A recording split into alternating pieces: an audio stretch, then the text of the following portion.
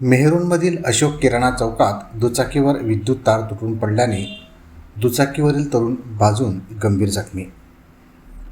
विद्युत वाहिनीचे काम आटोपल्यानंतर अचानक मुख्य विद्युत वाहिनी तुटून पडल्याने तेथून जात असलेल्या उमर शेख सलीम वय 25 राहणार दत्तनगर मेहरूण हा तरुण भाजून गंभीर जखमी झाल्याची घटना मेहरूणमधील अशोक किराणाजवळील चौकात घडली।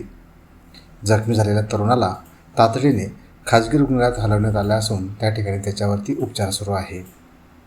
जळगाव शहरातील मेहरूण परिसरातील अशोक किराणा चौकात महावितरण कंपनीकडून मुख्य विद्युत वाहिनीचे दुरुस्तीचे काम सुरू होते। दुरुस्तीचे काम आटोपल्यानंतर रात्री 8 वाजेच्या सुमारास मुख्य विद्युत वाहिनी अचानक तुटली।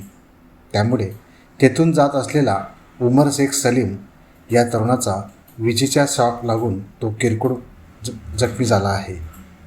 हा प्रकार परिसरातील नागरिकांच्या लक्षात येताच त्यांनी जखमी उमरला तात्काळ तेथून जवळच असलेल्या एका खाजगी रुग्णालयात दाखल करण्यात आले। या ठिकाणी त्याच्यावर उपचार सुरू आहेत। विजेच्या धक्क्यामुळे उमर हा किरकोळ भाजला गेला असला तरी या भोंगळ कारभारामुळे नागरिकांनी तीव्र संताप व्यक्त केला आहे।